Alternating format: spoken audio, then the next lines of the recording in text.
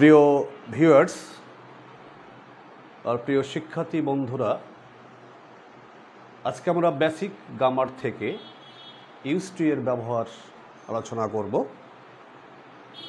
Use to কোথায় ব্যবহৃত হয়, কিভাবে ব্যবহার করতে হয়, বা এই ব্যবহার করার ক্ষেত্রে কোন কোন শর্ত আরোপ করতে হয়, এই বিষয়টা আমরা আজকে আলোচনা করব।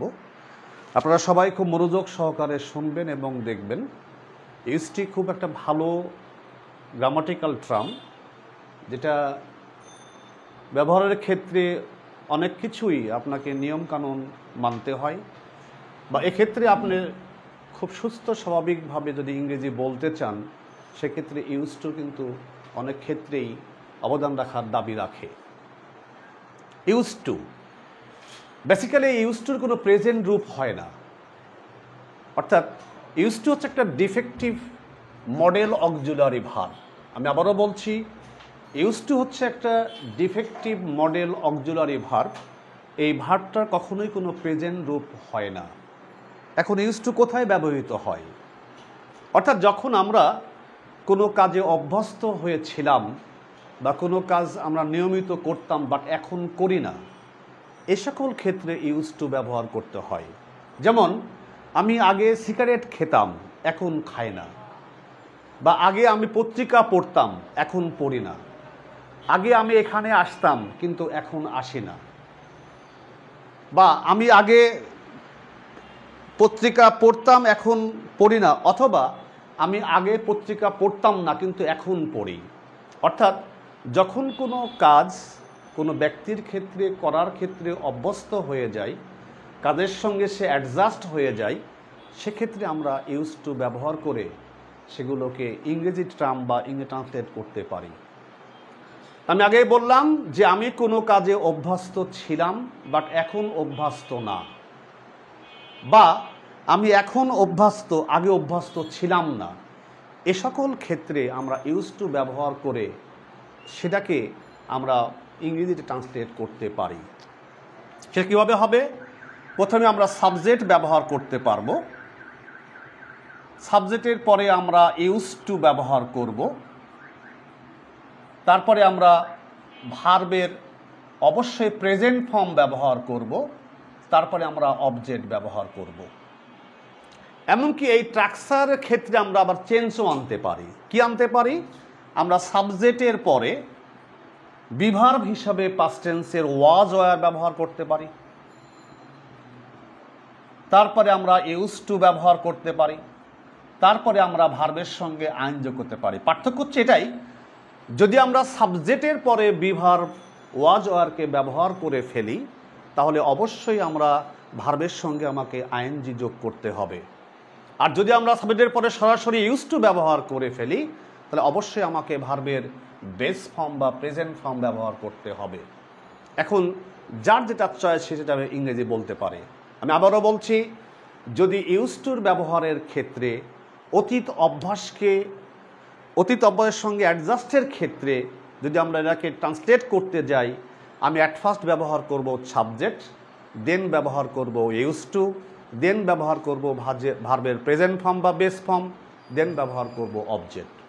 আবার আমি এটাও করতে পারি subject plus was were plus use to plus verb plus ING.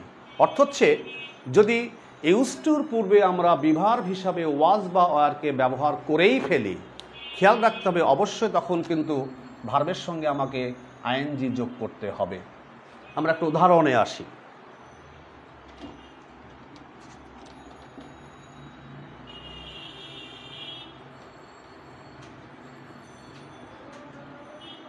আমি নদীতে সাঁতরাই, আমি নদীতে সাঁতরাই,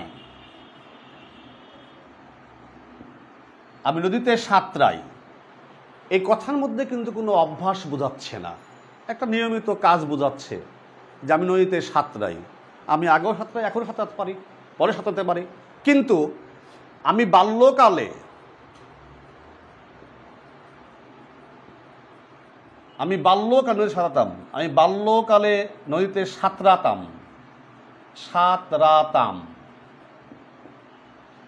একই বাক্যকে আমরা একটু বিভক্ত করে দিলাম। একটা হচ্ছে আমি নদীতে সাঁতরাই, এটার মধ্যে কোনো অভ্যাসগত কোনো বিষয় নেই। আর আমি বাল্যকালে নদীতে সাঁতরাতাম, এটার মধ্যে কিন্তু একটা অভ্যাস আছে। অর্থাৎ আমি ছোটোকালে নদীতে সাঁতরাতাম, এখন সাঁতরাই না। এই সকল বাক্যকে আমরা অবশ্যই ইউজ টু ব্যবহার করে ট্রান্সলেট করতে পারবো। তাহলে আমি নদীতে সাঁতরাই, এটা একটা নিয়মিত কাজ। অনেকেই সাঁতরাই, অনেকে সাঁতরাই না, অনেকে পরে সাঁতরাতে পারে, কিন্তু আমি বাল্যকালে নদীতে সাঁতরাতাম, এটা কিন্তু একটা অভ্যাসগত কাজ। আমি চা খাই, আমি চা খাই, আমি পূর্বে চা খাইতাম, আমি পূর্বে চা খাইতাম। এখানেও কিন্তু আমি চা খাই একটা নিয়মিত ওয়ার্ক বা নিয়মিত কাজ, মানুষ চা খাবে, এটাই স্বাভাবিক। কিন্তু পরেটা কি বোঝাচ্ছে? যে আমি পূর্বে চা খাইতাম, এখন খাই না। এই অভ্যাসগত যে বিষয়গুলো আছে, সেই বিষয়গুলো আমরা ইউজ টু ব্যবহার করে খুব সহজে ইংরেজিতে ট্রান্সলেট করতে পারি। তাহলে আমরা আসি, তাহলে আমরা কোনো কিছু শিখলাম যে আমি বাল্যকাল নদীতে সাঁতরাতাম, এটা হচ্ছে একটা অভ্যাসগত কাজ বা অভ্যাসগত ওয়ার্ক। আমি পূর্বে চা খাইতাম, এটা একটা অভ্যাসগত কাজ। এই দুটোকে আমরা কিন্তু ইউজ টু ব্যবহার করে খুব সহজেই ইংরেজি রূপ দিতে পারি। বাকিটা হচ্ছে সাধারণ কাজ। I swim in the river, I swim in the river, আমি নদীতে সাঁতরাই। কিন্তু আমি বাল্যকালে সাঁতরাতাম, এটা কিন্তু দুটা কিন্তু মোটেই এক জিনিস না, এটার মধ্যে একটা অভ্যাসগত বিষয় আছে। তাহলে আমি কি করতে পারি? এটাকে আমরা করতে পারি এটাকে মধ্যে যে ইন মাই বয়হুড বা ইন মাই চাইল্ডহুড, বাল্যকালে, ইন মাই বয়হুড, বাল্যকালে আমি নদী সাঁতরাতাম। I use to swim in the river, I use to swim in the river. তাহলে in my boyhood I use to swim in the river, আমি বাল্যকালে নদীতে সাঁতরাতাম। আমি চা খাই, I take tea, I take tea, মানে আমি চা খাই, বা আই হ্যাভ টি, মানে আমি চা খাই। আসলে চা কিন্তু অ্যাকচুয়ালি খাওয়া যায় না, চা গ্রহণ করা যায় বা চা লওয়া যায়। অর্থাৎ যে জিনিস আমরা চাবিয়ে বা চিবিয়ে খাই তাকে আমরা ইট বলে আখ্যায়িত করতে পারি, আর যা আমরা গ্রহণ করি বা লই তার ইংরেজি হচ্ছে টেক বা হ্যাভ। তাহলে আই টেক টি, আমি চা খাই, আই হ্যাভ টি, আমি চা খাই। বাট আমি পূর্বে চা খাইতাম, এটা কিন্তু একটা অভ্যাস বোঝাচ্ছে। তাহলে কী করতে পারি? আমির ইংরেজি হচ্ছে আই, তাহলে আই ইউজ টু টেক অথবা হ্যাভ টি বিফোর, বিফোর মানে পূর্বে। তাহলে কি হচ্ছে? I use to take or have tea before, আমি পূর্বে চা খেতাম বা খাইতাম। আবার আমরা এটা করতে পারি যে আই ওয়াজ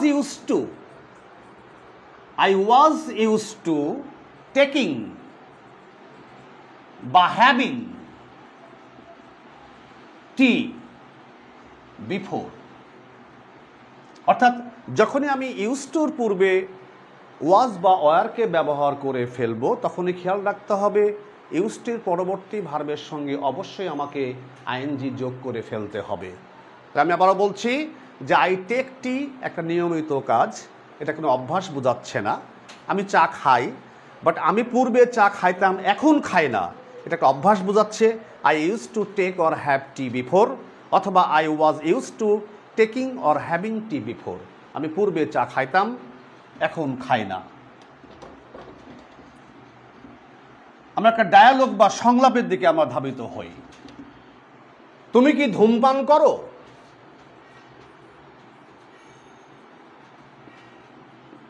তুমি কি ধূমপান করো? না, করি না।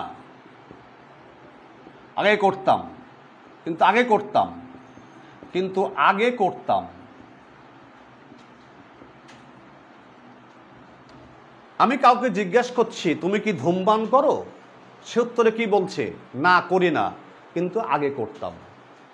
মানে অর্থ হচ্ছে সে ধূমপান বর্তমানে করে না, কিন্তু আগে সে ধূমপান করত। যদি আমরা এটাকে ট্রান্সলেট করতে যাই, তাহলে তুমি কি ধূমপান করো? Do you smoke? Do you smoke? তুমি কি ধূমপান করো? সে কি বলছে? না, করি না, কিন্তু আগে করতাম। নো, না করি না, বাট আই ইউজ টু, কিন্তু আগে করতাম। অর্থ হচ্ছে আমি কাউকে জিজ্ঞাসা করছি যে তুমি কি ধূমপান করো কি না, সে আমাকে উত্তরে বলছে না করি না, কিন্তু আগে করতাম। Do you smoke? তুমি কি ধূমপান করো? সে উত্তরে কি বলছে? No, but I use to, আমি পূর্বে অভ্যস্ত ছিলাম বা পূর্বে আমি ধূমপান করতাম, এখন করি না।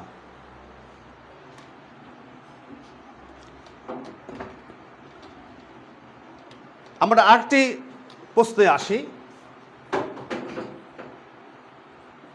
সে কি চা খায়? না, খাই না, কিন্তু পূর্বে খেত। আমি সাপোজ কেউকে বা কাউকে জিজ্ঞাসা করছি সে কি চা খায়, সে উত্তরে বলছে না, খায় না, কিন্তু পূর্বে খেত। আমরা আসি, সে কি চা খায়? তা আমরা জানি কি, যখন কোনো প্রদত্ত সেন্স বা সেন্টেন্স প্যাটার্ন প্রেজেন্ট টেন্সকে আখ্যায়িত করে, তাকে যদি ইন্টারোগেটিভ প্রশ্ন করতে হয় তাহলে সাহায্যকারী ভার্ব হিসাবে ডু বা ডাজ ব্যবহার করতে হয়।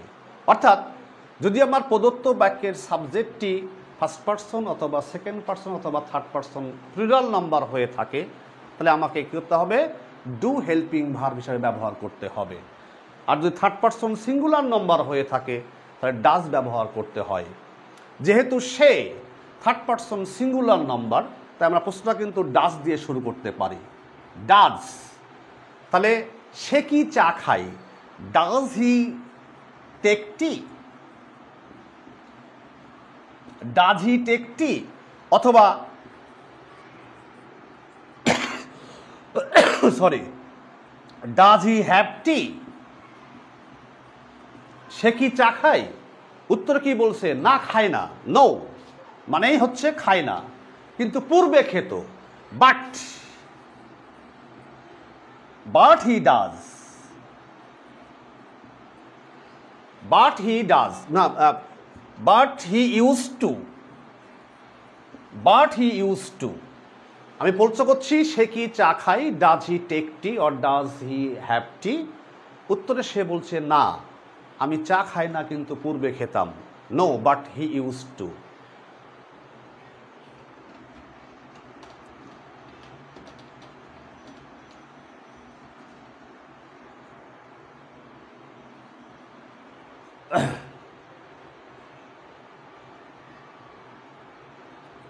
এবার আমরা প্রশ্নটা চলে আসবো, সেটা হচ্ছে did plus subject plus use to plus ভার্বের প্রেজেন্ট ফর্ম প্লাস অবজেক্ট। যদি আমরা নেগেটিভে চলে আসি তাহলে হবে হচ্ছে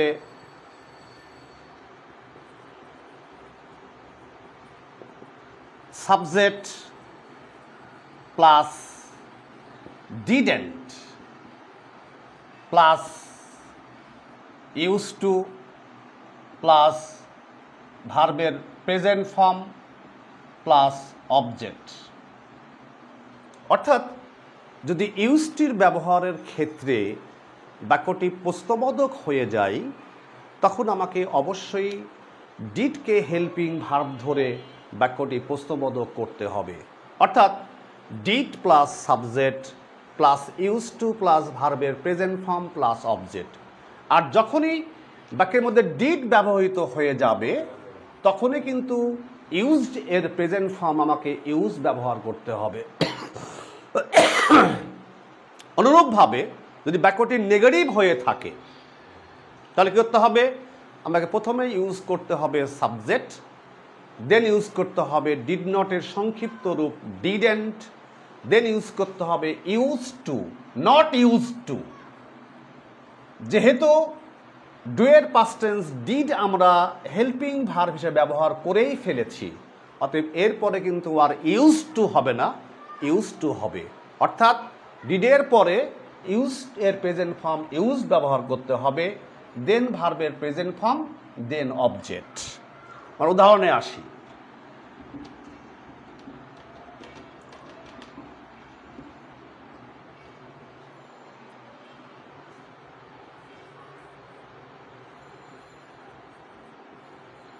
বাল্যকালে সে খেলতো না,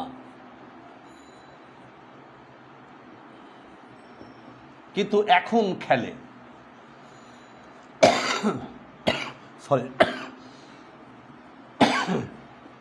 কিন্তু এখন খেলে। বাল্যকালে সে খেলতো না বাক্যটি নিঃসন্দেহে নেগেটিভ এবং অভ্যাসগত একটা কাজকে বোঝাচ্ছে। কিন্তু এখন খেলে, কিন্তু এখন খেলে। এই দুটো বাক্যকে যদি আমরা ইংরেজিতে ট্রান্সলেট করতে যাই তাহলে আমরা অবশ্যই প্রথম বাক্যের ক্ষেত্রে ইউজ টু ব্যবহার করব, কারণ সে খেলতে অভ্যস্ত ছিল না, কিন্তু এখন সে অভ্যস্ত। অর্থাৎ একটি কাজ হচ্ছে অতীতকালে, বাল্যকালে সে খেলতো না কিন্তু এখন খেলে, এটি হচ্ছে বর্তমানে।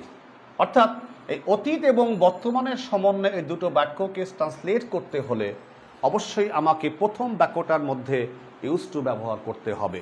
বাল্যকালে সে খেলতো না, ইন হিজ বয়হুড, অথবা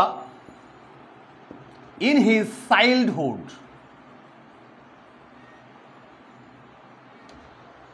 In his boyhood or in his childhood,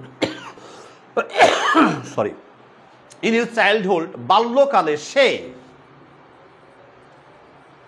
তাহলে সে খেলতো না। আমি কি বলেছিলাম?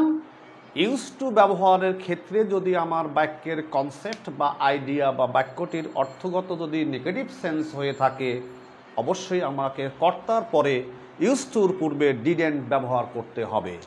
তাহলে হি ডিডেন্ট ইউজ টু, অবশ্যই ইউজ টু না, কারণ আমি বলেছিলাম কি বাক্যের ডিড ব্যবহৃত হলেই কিন্তু ইউজ টু এর প্রেজেন্ট ফর্ম ইউজ টু ব্যবহার করতে হবে। তাহলে হি ডিডেন্ট ইউজ টু প্লে, তা কি যাচ্ছে? ইন হিজ বয়হুড, তার বাল্যকালে, বা ইন হিজ চাইল্ডহুড, তার শিশুকালে বা বাল্যকালে, he didn't use to play, খেলতো না কিন্তু এখন খেলে। বাট, কিন্তু নাও, হি ডাজ। তা কি হচ্ছে? In his boyhood or in his childhood he didn't use to play but now he does. এখানে ডাজ হচ্ছে কেন?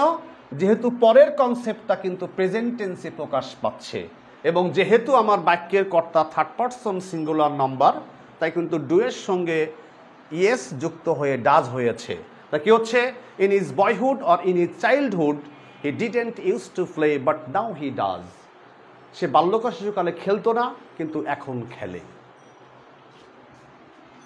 আমি একটা উদাহরণে আসি।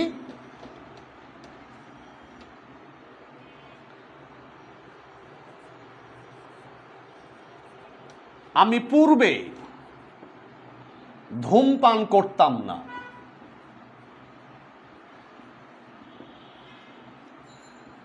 কিন্তু এখন করি,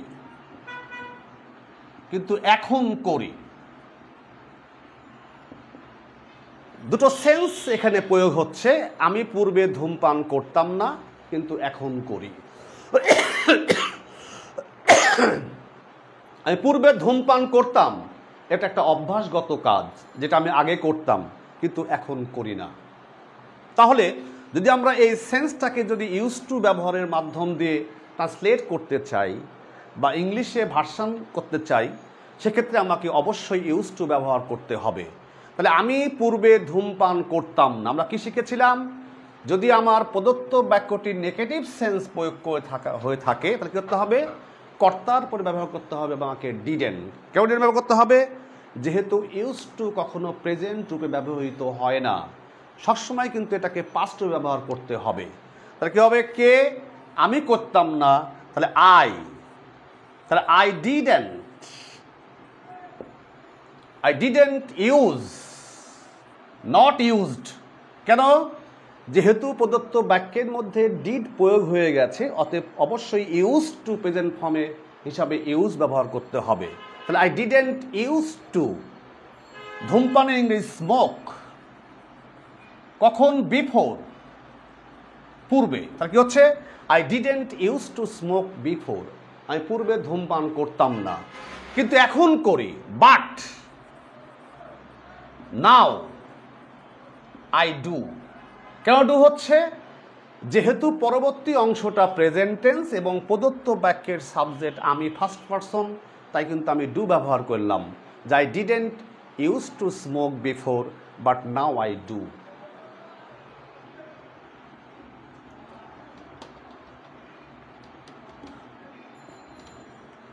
এবারে আমরা আসি যে যদি বর্তমান কাজের মধ্যে আমি অভ্যস্ত হয়ে পড়ি, অর্থাৎ আমি শব্দের মধ্যে কাজ করতে অভ্যস্ত হয়ে গেছি, আমি গরমের মধ্যে কাজ করতে অভ্যস্ত হয়ে গেছি, গরম আমার জন্য সয়ে গেছে, বা গরমের সঙ্গে আমি একাত্মবোধ করেছি। যখন বর্তমান সময়ে কোনো কাজের প্রতি আমি অভ্যস্ত হয়ে যাব, তখন কিন্তু স্ট্রাকচারটা একটু চেঞ্জ হয়ে যাবে। কি হবে তখন? তখন হবে সাবজেক্ট প্লাস এম অথবা ইজ অথবা আর প্লাস ইউজ টু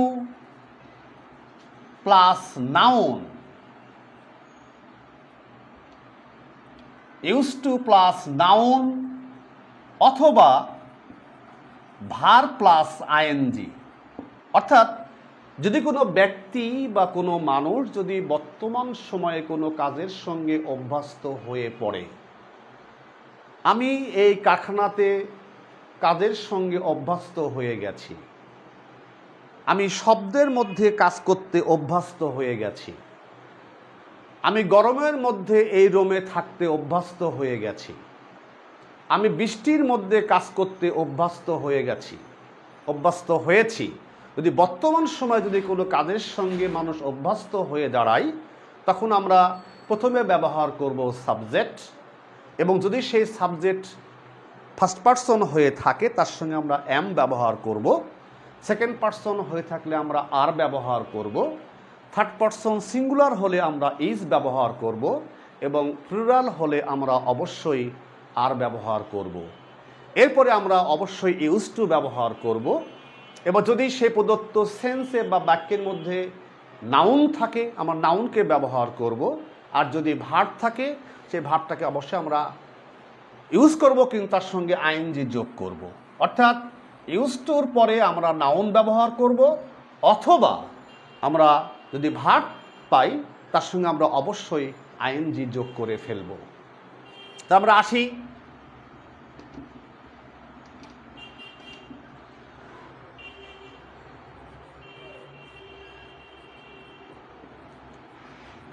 আমি গরম রুমে কাজ অভ্যস্ত হয়েছি, আমি গরম রুমে কাজ করতে অভ্যস্ত, আমি গরম রুমে কাজ করতে অভ্যস্ত। যেহেতু এই কাজটা প্রেজেন্ট সেন্স সিকোয়েন্স থেকে আমি বোঝাতে চাচ্ছি, আমি গরম রুমে কাজ করতে অভ্যস্ত। কে অভ্যস্ত? আমি অভ্যস্ত। তাহলে আই, এর সঙ্গে কি বসে? I am use to, I am use to, আমি অভ্যস্ত কি করতে? কাজ করতে, ওয়ার্কিং। কোথায়? গরম রুমে, in a hot room. I am use to working in a hot room, আমি গরম রুমে কাজ করতে অভ্যস্ত। কিংবা আমি যদি আরেকটা জিনিস যদি বলি,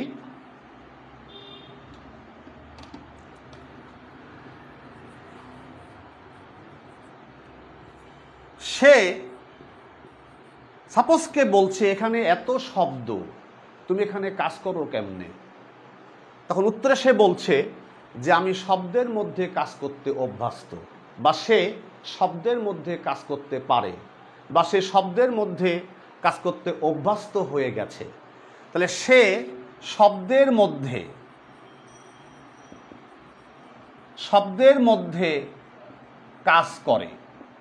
কাজ করে বা কাজ করতে পারে। তাহলে সে হচ্ছে হি, নিঃসন্দেহে থার্ড পারসন সিঙ্গুলার নাম্বার। তাহলে হি ইজ ইউজড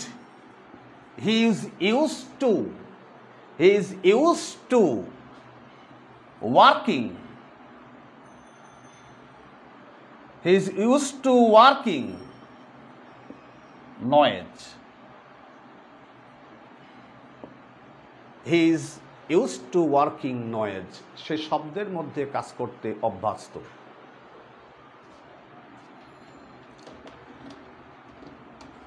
তাহলে আমরা ইউজ টু এর অতীত রূপ দেখলাম। আমরা শিখলাম কি, যে অতীতকালে কোনো ব্যক্তি কোনো কাজ করতে অভ্যস্ত ছিল, এক্ষেত্রে ইউজ টু ব্যবহার করে সে কথাগুলো সে খুব সহজেই ইংরেজিতে বলতে পারবে।